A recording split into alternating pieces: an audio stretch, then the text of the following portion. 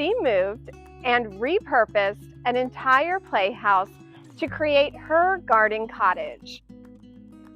Today, we are visiting Susan, and you guys completely fell in love with her when she gave a tour of her historic home.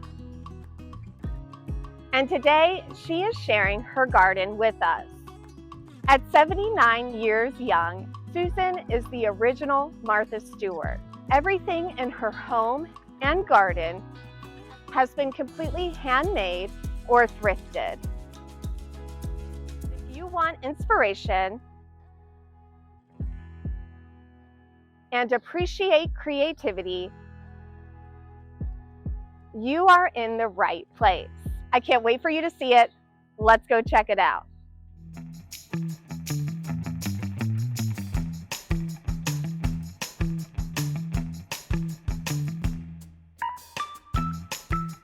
Hi, Sarah. Are you here today for the garden tour?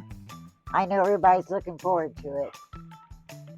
Susan, you are the biggest highlight. Thank you so much for sharing your garden with us. I can't wait to see it. It's really blooming. Let's go. Let's go. Before we see it, a big thank you to my sponsor, Studio Bliss Interiors, an interior design firm that creates beautiful spaces made for living. I've been watching a lot of garden tours, and this is not going to be one of those. They're more detailed, and they have the long words to explain the flowers, and I'm not one of those. So for everybody that's a beginning gardener, this garden's for you because I'm a beginner. So we've already seen the front yard pretty much in other videos, so let's go back and see the backyard. All right, let's go check it out.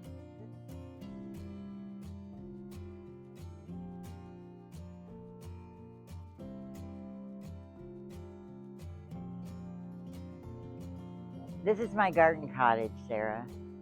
It's so special.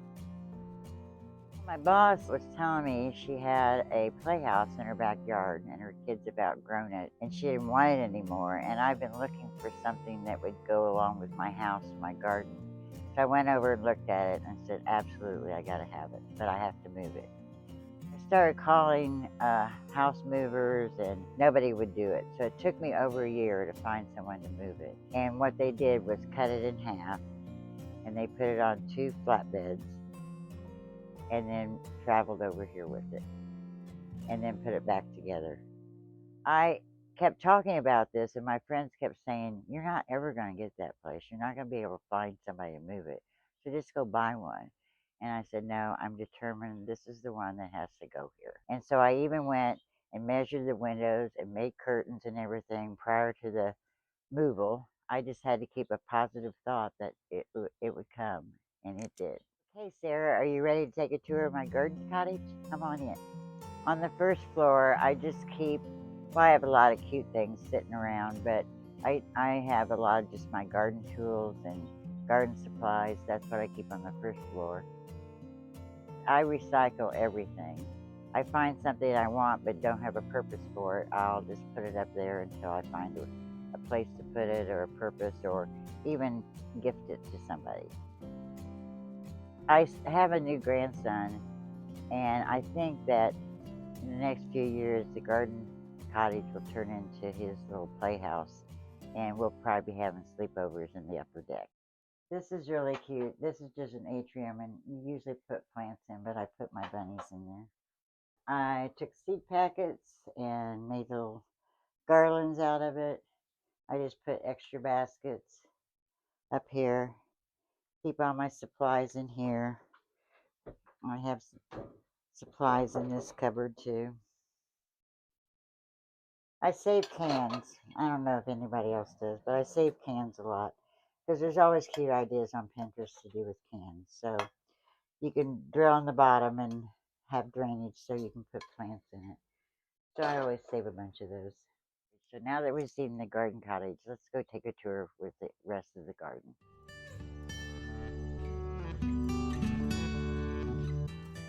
Come on back. This is my sanctuary.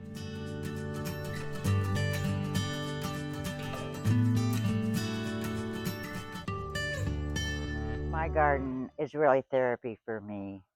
I have gone through a lot of hard times, and so it's become a therapy instead of going to a therapist. And I do all the work. I once was sick, and the nurse was asking me if I used a walker or a cane, and my daughter said, no, she slings mulch all the time. So I always get like 50 bags of mulch. I move it and spread it myself. All my plantings are mine. The garden path I created myself. It's just a lot of work, but I get a lot out of it. And a lot of people stop by and tell me how much they enjoy it. So I'm doing it for everyone. Here's another cute little thing. This is my grandson's boot, and my daughter gave it to me. So Carter's boot is in my garden. When I decided to add yellow into the patio, I had this on in my bathroom. And I thought, how appropriate. It's the girl with the yellow bow. She was very stretched, and she changed her middle name to Rubber Band. God bless the snappy soul. I just think she's cute. I bought her because I thought she was pitiful and probably nobody else would take her home. I found this tablecloth at Goodwill, and it's all hand embroidered. I just thought it was gorgeous. It's And beautiful. a lot of work put into this. I really treasure this. I think it's a beautiful piece. Some little grandmother made it. That's really sweet. I love your attention to details. I notice it all around your garden and your home. Details is everything to me. You know, sometimes it's considered clutter, but if you just do the right amount of detail, I think that sets it apart from everything else.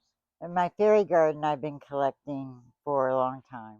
So I had this old iron baby bed, and so I decided that would work. And I had a friend build a box around it. Down here is the little trailer village for camping. That's a great way to revive the bed. It was perfect because all my grandchildren had grown out of it. So instead of just storing it worked out perfect. Yeah, now you And I can, could enjoy it and still have Smokey around. and you save the memory Yes, I too. did. This is what happens when you have too much time on your hands. These are my house rocks. I got bored one night and I just took in some flat face rocks and started drawing houses on them. That is so creative. It's Yeah. really This is our pet cemetery, and all of our pets have stones that I put their names on them to honor them, and they're all buried here. My daughter was helping a friend empty a house so they could use it for a home for wayward boys. And the sink was out in the backyard. And Brooke said, I know somebody'd want that sink. And they said, just take it. So here it is. And then I had ladies stop to talk about my flowers. And we came in the back to the back garden. And the lady said, hey, I just live over on a couple streets over. Would you like an old bathtub? And I said, oh, I'd love one. So it got delivered the next day. So I find things just from people stopping by and or offering, or if they think I want it, it winds up on my porch. You know, everything is recycled in my yard. I go to Goodwill a lot, so I'll find something and rescue it and incorporate some things from the past. So I have a lot of old garden tools that I've collected. And for some people, it might look like it's cluttered, but that's what a garden is all about. Lots of flowers and lots of things in it. Well, that's all I have to say about that. Well, thank you so much, Susan. It's always such a gift spending time with you. I really appreciate your garden, your home, your talents, and I appreciate you sharing them with my audience. Well, I've read a lot of your comments and I've been really flattered. Thank you very much for all your comments. And we'll see you again probably Halloween. So we're coming back? Yes, coming Okay, back. we're coming back We're on getting Halloween. the skeletons out. Okay, out of the cellar. Out of the cellar. Thank you so much for watching Rebuild and Revive. And thank you to my sponsor, Studio Bliss Interiors, an interior design firm that creates beautiful spaces made for living. Remember to like, comment, subscribe. All of those things help me. And we will see you next time. There's a lot of work, but it's all worth it, especially when I come out here at night and see it all. I love it. I love this garden, probably more at night than I do in the day.